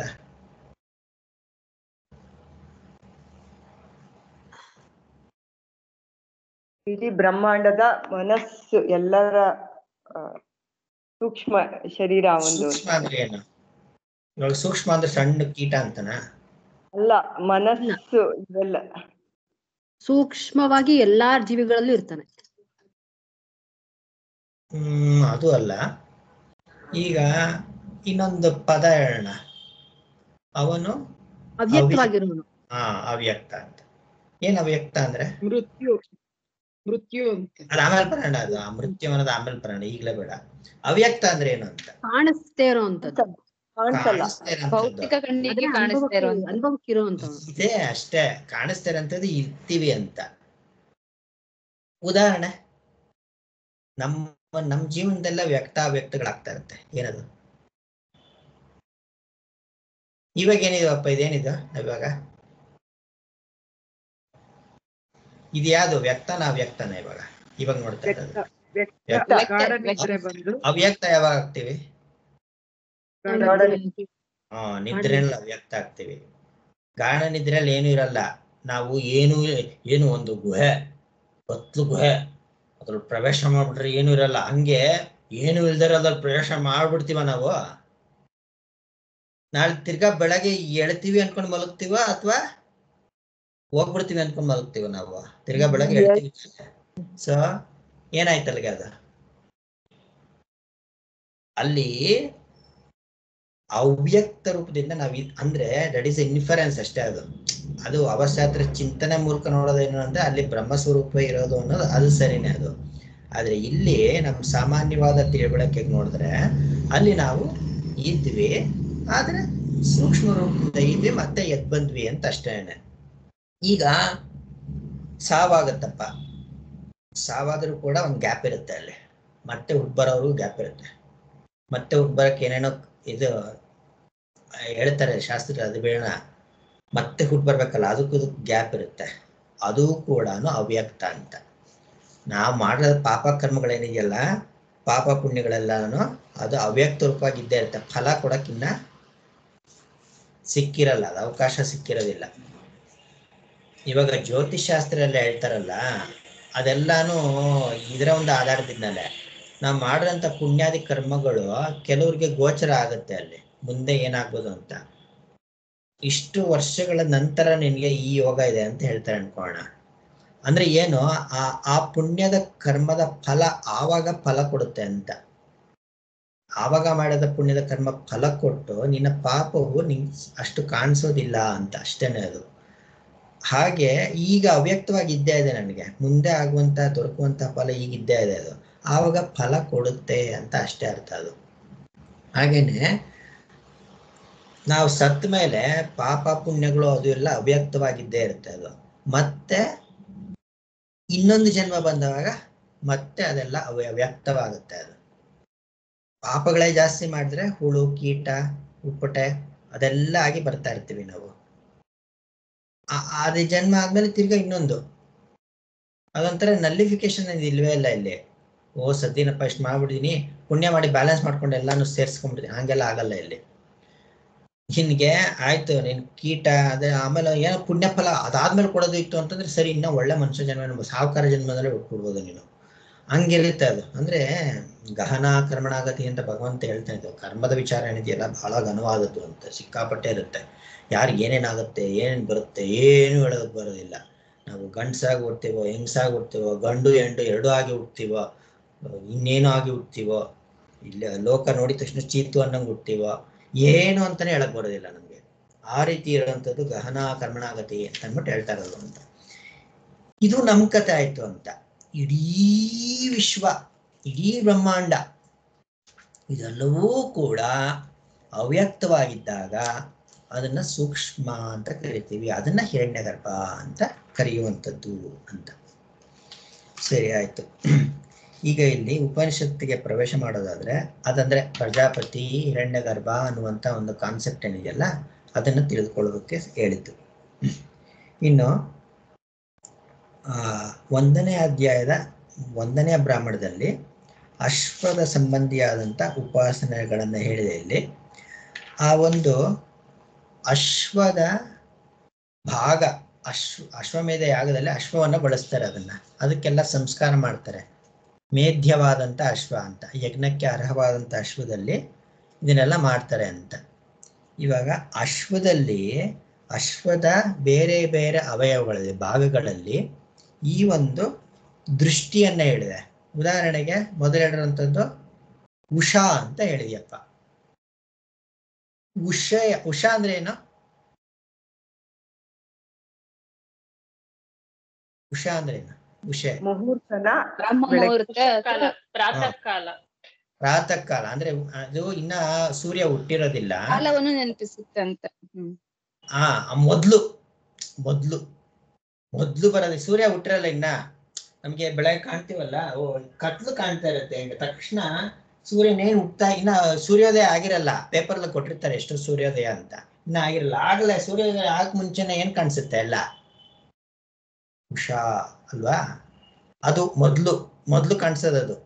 ಈಗ ಇದು ಆಯ್ತು, ನಾವ್ ಯಾರಾದ್ರೂ ಮನುಷ್ಯರು ಬಂದಾಗ, ಯಾರಾದ್ರೂ ಅಮೆರಿಕನ್ನರು ಬಂದ್ರು ಅನ್ಕೊಂಡೆ, ಇವಾಗ ದಿವ್ಯಾನೆ ಅಮೆರಿಕದ ಬಂದು ಅದು ಇಲ್ಲಿ ಇಳಿದ್ರು ಅಂತ, ಏರ್ಪೋರ್ಟ್ ಅವ್ರು ಇಳಿದ್ರು ಅಂತ, ಮೊದ್ಲು ಏನ್ ನೋಡ್ತೀವಿ ನಾವು? ದಿವ್ಯಾನ ಬಿಟ್ಕೊಳ್ಳೋಣ, ಯಾರಾದ್ರೂ ಅಪರಿಚಿತರು ಬಂದ್ರು ಅಂತಾನೆ ಇಟ್ಕೊಳ್ಳೋಣಪ್ಪ, ಅಪರಿಚಿತರು ಬಂದ್ರು ಅಂತಾನೆ ಇಟ್ಕೊಳ್ಳೋಣ, ಅವ್ರ ಮುಖಾನೇ ನೋಡ್ರಲ್ಲ. ಏನ್ ನೋಡ್ತೀವಿ ನಾವು ಫಸ್ಟ್? ಮುಖ ನೋಡ್ತೀವಿ ನಾವು. ಮುಖ ನೋಡ್ತೀವಿ. ಮೊದ್ಲು ಕಾಣದೆ ಮನುಷ್ಯನ ಪರಿಚಯ ಆಗದೆ ಮುಖದಿಂದ ಮೊದ್ಲು ಅಲ್ವಾ? ಅಂದ್ರೆ ಮೊದ್ಲು ಅಂದ್ರೆ ಈ ಸಾಮ್ಯ ಕೊಡ್ತಾರೆ ಅಲ್ಲಿ, ಉಪಾಸನೆಗಳನ್ನ ಹೇಳ್ಬೇಕಾದ್ರೆ ಸಾಮ್ಯ ಕೊಡ್ತಾರೆ. ಯಾವುದರಲ್ಲಿ ಯಾವುದರ ಭಾವನೆ ಮಾಡ್ಕೊಳ್ಬೇಕು ಅಂತ. ಆ ಅಶ್ವ ಏನು ಪ್ರಜಾಪತಿ ಅಲ್ಲ, ಅಶ್ವ ಪ್ರಜಾಪತಿ ಅಲ್ಲ. ಆದ್ರೆ ಅಶ್ವದ ಬೇರೆ ಬೇರೆ ಅವಯವಗಳಲ್ಲಿ ಪ್ರಜಾಪತಿ ಉಪಾಸನೆ ಅಂತ. ಈ ಉಷಾ ಅಂದಿದ ತಕ್ಷಣ ಮೊದ್ಲು ಕಾಣಿಸೋದು. ಅದೇ ರೀತಿ ಮುಖ ಮೊದ್ಲು ಕಾಣಿಸೋದು. ಮುಖವನ್ನ, ಅಶ್ವದ ಮುಖವನ್ನ ಉಷೆ ಅಂತ ಮಾಡ್ಕೊಳ್ಬೇಕು. ಅದನ್ನ ಸಾಮ್ಯ ಅಂತ ಕರೀತಾರೆ. ಉಪನಿಷತ್ತುಗಳಲ್ಲಿ ಸಾಮ್ಯ, ಆಚಾರ್ಯ ಸಾಮ್ಯ ತೋರಿಸ್ಕೊಡ್ತಾರೆ ಹೇಗೆ ಅಂತ. ಅಂದ್ರೆ ಇದು ಈ ಒಂದು ಭಾವನೆ ಮಾಡ್ಕೊಳ್ತೀವಲ್ಲ, ಶ್ರುತಿಯಲ್ಲಿ ಹೇಳಿರುವಂತ ಈ ಭಾವನೆ ಇದು ಅಂತ, ಇದು ಮನಸ್ಸಿನಲ್ಲಿ ಹಾಗೆ ಭಾವನೆ ಮಾಡ್ಕೊಳ್ಬೇಕಾದ್ರೆ ನಮ್ಮ ಅಂತಃಕರಣದಲ್ಲಿ ಏನಾಗುತ್ತೆ ಹೇಳಿ? ಏನೇನಾಗ್ಬೋದು ನಮ್ಮ ಅಂತಃಕರಣದಲ್ಲಿ ಈ ಭಾವನೆ ಮಾಡ್ಕೊಂಡು? ಇವಾಗ ಇದು ಬಿಟ್ಕೊಳ್ಳೋಣ, ಮಾಮೂಲಿ ನಮ್ಗೆ ಮಾಮೂಲಿ ಅಂತಾನೆ, ಏನದು ಮಾಮೂಲಿನ ಅದೇನು, ರಾಮನ ಒಂದು ಆಕಾರದಲ್ಲಿ ಮಾಡ್ಕೊಳ್ಳೋಣ ಅಂತ. ಈ ಶಿವನ ಆಕಾರದಲ್ಲೇ ನಾವು ಆ ಭಾಗಗಳನ್ನೆಲ್ಲ ನಾವು ಕಲ್ಪನೆ ಮಾಡ್ಕೊಂಡಾಗ ನಮ್ಮ ಮನಸ್ಸಿನಲ್ಲಿ, ನಮ್ಮ ಅಂತಃಕರಣದಲ್ಲಿ ಏನ್ ಬದಲಾವಣೆ ಆಗುತ್ತೆ?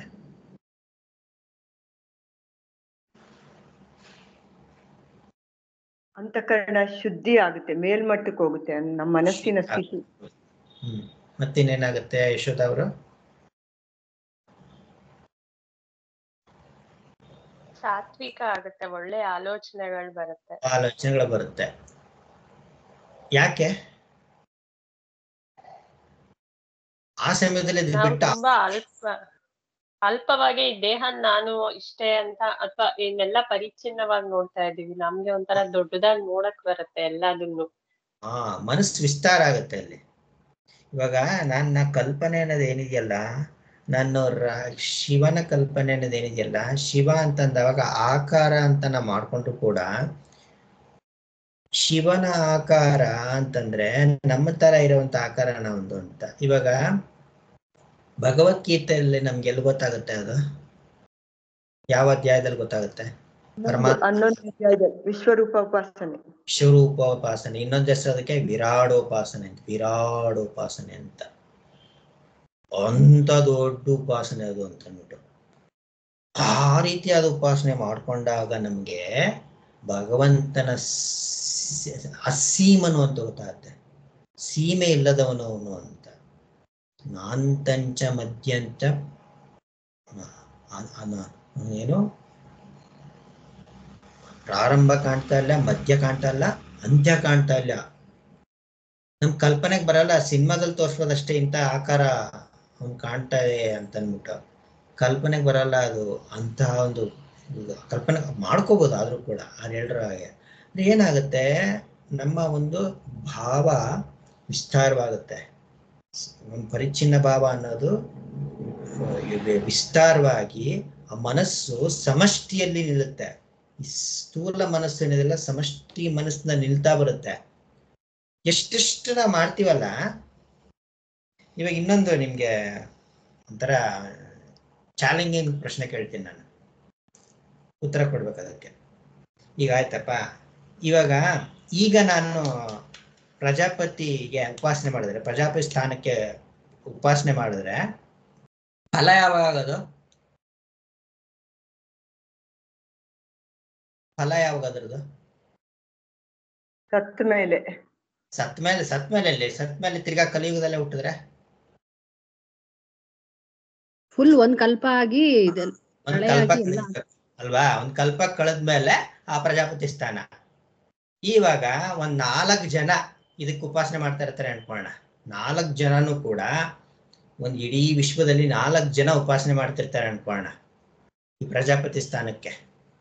ಈ ಅಶ್ವಮೇಧ ಉಪಾಸನೆ ಅಂತ ಇಟ್ಕೊಳ್ಳೋಣ, ಬೇರೆ ಬೇರೆ ಉಪಾಸನೆಗಳೆಲ್ಲ ಇದೆ. ಅದಕ್ಕೆ 4 ಜನ ಉಪಾಸನೆ ಮಾಡ್ತಿರ್ತಾರೆ ಅಂತ ಇಟ್ಕೊಳ್ಳೋಣ. ಇವಾಗ ಆ 4 ಜನನು ಹೋಗ್ತಾರ ಅಲ್ಲಿಗೆ? 4 ಜನ ಹೋಗಕ್ ಸಾಧ್ಯನಾ? ಹೋಗ್ತಾರೆ. ಇಲ್ಲ, ಒಬ್ರೇ ಹೋಗಕ್ ಸಾಧ್ಯ. ಒಬ್ರೇ ಹೋಗಕ್ ಸಾಧ್ಯ. ಆದ್ರೆ ಇವ್ರ ಕಥೆ ಏನಾಗಬೇಕು? ಉಳಿದವ್ರ 3 ವೇಟಿಂಗ್ ಲಿಸ್ಟ್ ಅಲ್ಲಿ ಇರ್ತಾರೆ. ಯಾರು ಫಸ್ಟ್ ಹೋಗ? ಈಗ 4 ಜನ ಉಪಾಸನೆ ಯಾರು ಮಾಡ್ತಾರೆ. ಹೆಚ್ಚಿಗೆ ಉಪಾಸನೆ ಮಾಡಿರ್ತಾರೋ ಅವರು ಆ ಉಪಾಸನೆ ಯಾರು ಹೆಚ್ಚಿಗೆ ಒಂದು ಸ್ಥಾನ ಪಡ್ಕೊಂಡಿರ್ತಾರೋ ಅವ್ರು ಹೋಗ್ತಾರೆ. ಹೆಚ್ಚಿನ ಶ್ರದ್ಧೆ ಶ್ರದ್ಧೆಯಿಂದ ವೀರ್ಯಗಳನ್ನು ಮಾಡಿರ್ತಾರೋ ಅವರು ಅಂತ. ಇವಾಗ ನೋಡಿ, ಹೆಚ್ಚಿನ ಶ್ರದ್ಧೆ ವೀರ್ಯ ಅಂತಂದ್ರೆ ಏನು? ಆ ಭಾವಗಳು ನಮ್ಗೆ ಎಷ್ಟರ ಮಟ್ಟಿಗಿರುತ್ತೆ ಅವ್ರ ಮೇಲೆ ಅಂತ. ಲೋಕದಲ್ಲಿ ಒಬ್ಬ ತಾಯಿಗೆ 3 ಜನ ಮಕ್ಕಳಿದ್ರೆ ಆ 3 ಜನನು ಆ ತಾಯಿನ ಅದೇ ತರ ಪ್ರೀತಿಸ್ತಾರೆ ಅಂತ ಏನಿರೋದಿಲ್ಲ. ಒಬ್ಬೊಬ್ರಿಗೊಂದೊಂದ್ ತರ ಇರುತ್ತೆ ಭಾವ. ನಿನ್ಗೆ ಎಷ್ಟರ ಮಟ್ಟಿಗಿರುತ್ತೆ. ಇವಾಗ ಉದಾಹರಣೆ ಕೊಟ್ಟಿದ್ದು, ದಾನದಲ್ಲಿ ಮಹಾಭಾರತದಲ್ಲಿ ಒಂದು ಕಥೆನೆ ಬರುತ್ತೆ. 3 ಜನ ಚೆನ್ನಾಗಿ ದಾನ ಮಾಡಿರ್ತಾರೆ, ಅದನ್ನೇ ಮಾಡಿರ್ತಾರೆ, ಬೇರೆದನ್ನ ಮಾಡಿರಲ್ಲ. ಏನ್ ದಾನ ಇದೆಯಲ್ಲ, 1 kg ಚಿನ್ನ ಅಂತಂದ್ರೆ 1 kg ಚಿನ್ನನೇ 3 ಜನ ದಾನ ಮಾಡಿರ್ತಾರೆ. ಆದ್ರೆ 3 ಜನಕ್ಕೂ 3 ಬೇರೆ ಬೇರೆ ಫಲಗಳು. ಯಾಕೆ ಅಂತಂದ್ರೆ ದಾನ ಕೊಡ್ಬೇಕಾದ್ರೆ ಅವ್ರ ಮನೋಭಾವ ಯಾವ ರೀತಿ, ಅವ್ನು ಯಾವ ಭಾವದಲ್ಲಿ ಮಾಡಿರ್ತಾನೆ ಅಂತ, ಆ ದಾನದಲ್ಲಿ ಭಾವ ಕೊಡ್ತಾನೆ, ಆ ಭಾವದಲ್ಲಿ ಅವ್ನು ದಾನ ಕೊಟ್ಟಿರ್ತಾನೆ ಅಂತ, ಅದ್ರೊಳಗೆ ಅವಲಂಬಿತವಾಗಿರುತ್ತೆ ಅಂತ. ಹಾಗೇನೆ ಇಲ್ಲೂ ಕೂಡ ಯಾರಿಗೆ ಎಷ್ಟು ಶ್ರದ್ಧಾ ವೀರ್ಯಗಳು ತುಂಬಿ ಅದನ್ನ ಮಾಡಿರ್ತಾರೋ ಅವನಿಗೆ ಆಯಾ ಫಲ ಅಂತ. ಅವನು ಮೊದಲು ಹೋಗ್ತಾನೆ, ಅವನು ಅಂತ. ಉಳಿದಾರ 3 ಜನ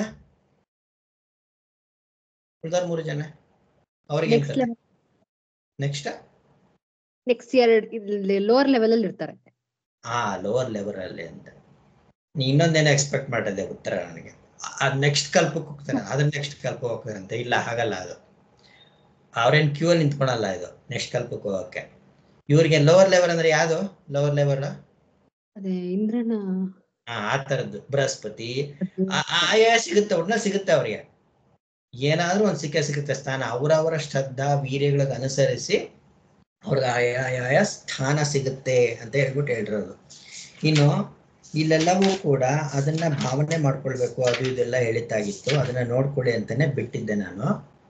ಇನ್ನು ಈಗ ಈ 1ನೇ ಅಧ್ಯಾಯದ 2ನೇ ಬ್ರಾಹ್ಮಣಕ್ಕೆ ಹೋಗೋಣ ಇವಾಗ. ಅಂದ್ರೆ ಅಶ್ವಮೇಧ ಉಪಾಸನೆ ಆ ರೀತಿ ಮಾಡ್ಕೊಂಡವಾಗ ಅವರಿಗೆ ಆ ಉಪಾಸನೆಗೆ ಆ ಫಲ ಬರುತ್ತೆ ಅಂತ ಹೇಳಿದ್ದಾಗಿತ್ತು. ಅದನ್ನ ಈಗ ಅದೇ ಅಶ್ವಮೇಧದ ಉಪಾಸನೆಯ ಇದರೊಳಗೆ 2ನೇ ಬ್ರಾಹ್ಮಣದಲ್ಲಿ ಏನೇನು ಹೇಳಿದೆ?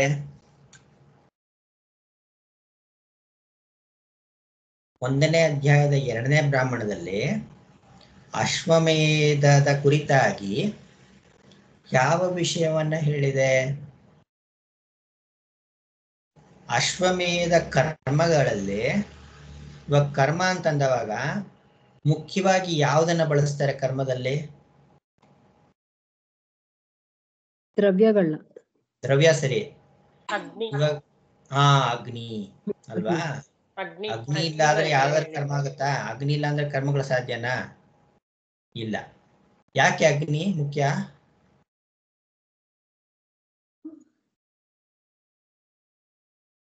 ಯಾತಕ್ಕಾಗಿ ಅಗ್ನಿ ಮುಖ್ಯ ಕರ್ಮಗಳಿಗೆ?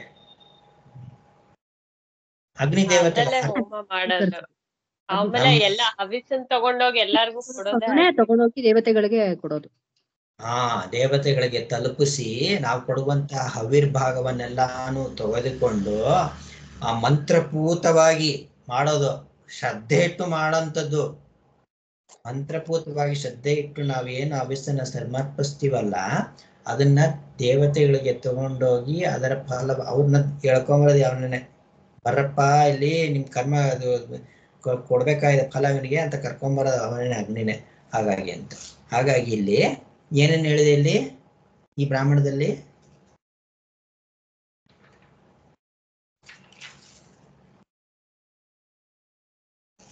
ಅಗ್ನಿ ಆಯ್ತು. ಏನನ್ನ? ಆ ಅಶ್ವಮೇಧಕ್ಕೆ ಬಳಸುವಂತ ಅಗ್ನಿ, ಕರ್ಮಗಳಲ್ಲಿ ಬಳಸುವಂತ ಅಗ್ನಿ, ಅದರ ಉತ್ಪತ್ತಿಯನ್ನ ಹೇಳಿದೆ. ಅದು ಹೇಗ್ ಬಂತು ಅಂತ ಹೇಳಿದೆ ಅಂತ. ಅದು ಹೇಗ್ ಬಂತು ಅಂತ ಹೇಳೋದು ಏನಾಗುತ್ತೆ ಇಲ್ಲಿ? ಅಶ್ವಮೇಧ ಕರ್ಮದಲ್ಲಿ ಬಳಸುವಂತಹ ಅಗ್ನಿಯ ಉತ್ಪತ್ತಿ ಹೇಗಾಯ್ತು ಅಂತ ಹೇಳುವಂಥದ್ದು.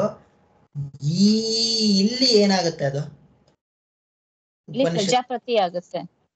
ಇಲ್ಲಿ ಏನಾಗುತ್ತೆ ಅಂತಂದ್ರೆ ಉಪಾಸನೆ ಆಗುತ್ತೆ. ಅದು ಪ್ರಜಾಪತಿ ಉಪಾಸನೆ ಆಗುತ್ತೆ. ಅದು ಅದನ್ನೇ ಹೇಳಿರಂಥದ್ದು. ಅಗ್ನಿಯ ಉತ್ಪತ್ತಿ ಅಂದ್ರೆ ಏನು? ಅಗ್ನಿಯ ಉಪಾಸನೆ ಆಗುತ್ತೆ. ಅಗ್ನಿಯ ಉಪಾಸನೆ, ಪ್ರಜಾಪತಿಯ ಉಪಾಸನೆ ಆಗುತ್ತೆ ಅಂತ. ಮಂತ್ರ ಶುರು ಆಗುವಂಥದ್ದು ನೈವ ಇಹ ಕಿಂಚನ ಅಗ್ರೇ ಆಸೀತ್ ಅಂತ ಶುರು ಆಗುತ್ತೆ. ನೈವ ಇಹ ಕಿಂಚನ ಅಗ್ರೆ. ಅರ್ಥ ಹೇಳಕ್ ಬರುತ್ತಾ ಯಾರಿಗಾದ್ರು?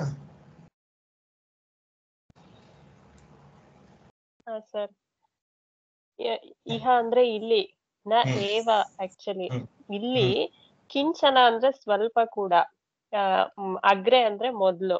ಸೊ ಇಲ್ಲಿ ಸ್ವಲ್ಪ ಕೂಡ ಮೊದ್ಲು ಏನು ಇರ್ಲಿಲ್ಲ. ಅಗ್ರೆ ಕಿಂಚನ ನ ಏವ ಇಹ ಅಂತ ಆಕ್ಚುಲ್ ಅಂದ್ರೆ ಲೈನ್ ಸೆಂಟೆನ್ಸ್ ಮಾಡಿದ್ರೆ ಇಲ್ಲಿ ಏನೂ ಇರ್ಲೇ ಇರ್ಲಿಲ್ಲ ಮೊದ್ಲು ಅಂತ. ಅಂದ್ರೆ ಇಲ್ಲಿ ಏನೇನ್ ತೋರ್ತಾ ಇತ್ತಲ್ಲ ಅದ್ಯಾವುದು ಏನು ಇರ್ಲಿಲ್ಲ ಅಂತ. ಇಲ್ಲಿ ಏನೇನೆಲ್ಲ ಕಾಣಿಸ್ತಿತ್ತಲ್ಲ ನಾಮರೂಪಗಳು ಯಾವುದು ಇರ್ಲಿಲ್ಲ ಅಂತ. ಇದೇ ತರ ಇದೇ ಸೀಕ್ವೆನ್ಸ್ ಛಾಂದೋಗ್ಯ ಉಪನಿಷತ್ತನ್ನು ಬರುತ್ತೆ. ಅಲ್ಲೇನ ಹೇಳುತ್ತೆ? ಅಲ್ಲೇಗ್ ಬರುತ್ತೆ ಅದು? ಅಂದ್ರೆ ಸತ್ತೊಂದೇ ಮೊದ್ಲೇ ಇತ್ತು, ಸತ್ತಿಂದಾನೇ ಎಲ್ಲ ಆಯ್ತು, ಅದಕ್ ಮುಂಚೆ ಏನೂ ಇರ್ಲಿಲ್ಲ ಅಂತ ಹೇಳ್ತಾರೆ. ಶುರು ಆಗೋದೇನದ ಇಲ್ಲಿ? ನೈವೇಹ ಕಿಂಚನ ಅಗ್ರೆ ಆಸೀತ್ ಅಂತ. ಸದೈವ ಸೌಮ್ಯಂ ಇದಮಗ್ರ ಆಸೀತ್. ಇದಮಗ್ರೆ ಆಸಿ. ಇದೆಲ್ಲವೂ ತೋರುವುದಕ್ಕೆ ಮುಂಚೆ ಸತ್ಸ್ವರೂಪವಾಗಿತ್ತು ಅಂತ ಹೇಳುತ್ತೆ ಅಲ್ಲಿ. ಸತ್ ಅಂದ್ರೆ ಏನು? ಇರೋದು ಅಂತ. ಇರೋದು ಮಾತ್ರ ಆಗಿತ್ತು ಅಂತ. ಅದು ಯಾವ ಪ್ರಕರಣ? ಇದು ಯಾವ ಪ್ರಕರಣ? ಛಾಂದೋಕ್ಯದ ಅಲ್ಲಿ ಬಂದಿರೋಂಥದ್ದು ಅದ್ರ ಯಾವದ ಪ್ರಕರಣ? ಇದು ಇಲ್ಲಿ ಬಂದಿರುವಂತದ್ದು ಯಾವ ಪ್ರಸಂಗ? ಕರೆಕ್ಟ್. ಜ್ಞಾನ ಪ್ರಸಂಗ ಯಾವುದು? ಛಾಂದೋಗ್ಯ ಉಪನಿಷತ್ತು ಜ್ಞಾನ ಪ್ರಸಂಗ, ಮತ್ತು ಬೃಹದಾರಣ್ಯಕ ಉಪನಿಷತ್ತು ಉಪಾಸನಾ ಪ್ರಸಂಗ. ಬೃಹದಾರಣ್ಯಕ ಉಪನಿಷತ್ ಅಲ್ಲ, ಇಲ್ಲಿ ಬಂದಿರೋಂಥದ್ದು ಬೃಹದಾರಣ್ಯಕ ಉಪನಿಷತ್ತು ಜ್ಞಾನ ಪ್ರಸಂಗ. ಆದ್ರೆ ಇಲ್ಲಿ ಈ ಪರ್ಟಿಕ್ಯುಲರ್ ಬ್ರಾಹ್ಮಣದಲ್ಲಿ ಬಂದಿರುವಂತದ್ದು ಉಪಾಸನೆ ಪ್ರಸಂಗ. ಆ ಕಾರಣಕ್ಕಾಗಿ ಆ ಸತ್ಸ್ವರೂಪನ ತಿಳಿಸೋದು ಉದ್ದೇಶ ಅಲ್ಲಿ. ಸನ್ಮಾತ್ರವಾಗಿರುವಂತನ್ನ ತಿಳಿಸೋದು ಅದು ಅಲ್ಲಿ ಹೇಳಕ್ ಕೊಟ್ಟಿರುವಂಥದ್ದು. ಇಲ್ಲಿ ಹೇಳಿರುವಂಥದ್ದು ಉಪಾಸನೆ ಹೇಳಿರಕ್ಕಂತ ಇದೆಲ್ಲವೂ ತೋರುವ ಮೊದಲು ಏನೂ ಇರ್ಲಿಲ್ಲ ಅಂತ ಹೇಳ್ತಾ ಇದೆ. ಇಲ್ಲಿ ಏನೂ ಇರ್ಲಿಲ್ಲ ಅಂತ ಹೇಳಿ ಆಸೀನ್ ಮೊದಲು ಅದು ಹೇಳಿದ್ದಾಯ್ತು, ಏನೂ ಇರ್ಲಿಲ್ಲ ಅಂತ. ಅದಕ್ಕೆ ಆಕ್ಷೇಪ ತೆಗೆಯವನು ಯಾರಿಲ್ಲಿ? ಪೂರ್ವ ಪಕ್ಷಿ. ಯಾರು?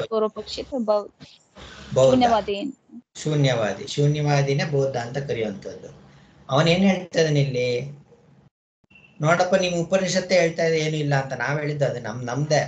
ನಾವ್ ಹೇಳಿದ್ರೆ ನಂಬ್ಲಿಲ್ಲ. ನೀನ್ ಉಪನಿಷತ್ತೆ ಹೇಳ್ತಾ ಇದೆ ನೈವ ಯಾಕಿಂಚನ ಅಗ್ರೆ ಆಸೀತ್ ಅಂತ ಅವನ ಆಕ್ಷೇಪ. ಆಯ್ತಾ? ಅದಕ್ಕೆ ಆಚಾರ್ಯ ಏನ್ ಹೇಳಿದ್ರೆ ಇಲ್ಲಿ, ಮುಂದೆ ನೋಡು ಉಪನಿಷತ್ತಲ್ಲಿ ಹೇಳಿದೆ ಅಂತ. ಏನ್ ಹೇಳಿದೆ ಮುಂದೆ? ಪ್ರತಿಭಾ ಆಂಟಿ ಹೇಳ್ತಾ ಇರೋದನ್ನ ಸ್ಟಾರ್ಟಿಂಗ್ ಅಲ್ಲಿ.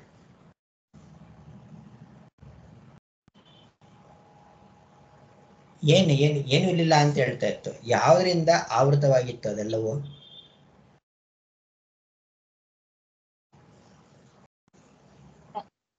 ಕಾರಣದಿಂದ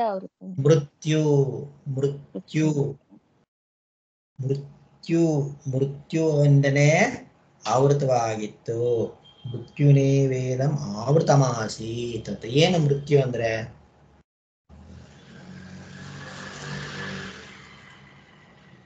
ಸಾಮಾನ್ಯವಾಗಿ ಅರ್ಥ ಬರುತ್ತೆ ಮೃತ್ಯು ಅಂದ್ರೆ? ಸಂಸಾರದಲ್ಲಿ ಇರೋದಕ್ಕೆ ಮೃತ್ಯು ಅಂತ ಹೆಸರು. ಮೃತ್ಯು ಅಂದ್ರೆ ಅರ್ಥ ಏನು ಇನ್ನೊಂದು ನಾವು ಲೋಕದಲ್ಲಿ ಬಳಸೋ ಮೃತ್ಯು ಅಂದ್ರೆ ಏನು? ಪ್ರಾಣ ಹೋಗೋದು. ಸಾವು ಅಲ್ವಾ? ಸಾವು.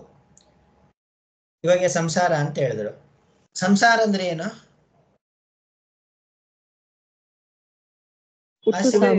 ಜನನ ಮರಣ. ಹಸಿವು ಬಾಯಾರಿಕೆ ಅಷ್ಟೇ ಅಲ್ವಾ? ನಾವು ಬದುಕ್ಬೇಕಾದ್ರೆ ಏನಿರುತ್ತೆ ನಮ್ಗೆ? ಬದುಕಿನ ಲಕ್ಷಣ ಏನು? ಹಸಿವು ಬಾಯಾರಿಕೆ. ಆ ಹಸಿವು ಬಾಯಾರಿಕೆಗೇನೆ ಅಲ್ವಾ ನಾವು ಇಷ್ಟೊಂದು ಆಸ್ತಿ ಮಾಡ್ತಾ ಇರೋದು.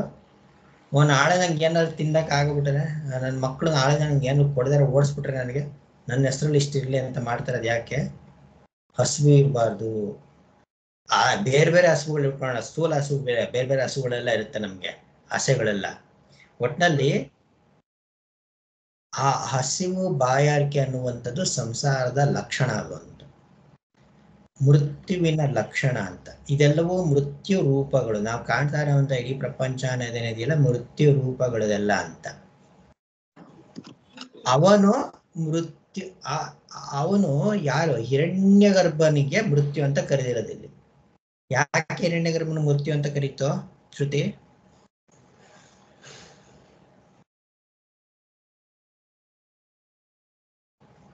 ಅವನು ಎಲ್ಲಿದ್ದಾನೆ ಹಿರಣ್ಯಗರ್ಭನು?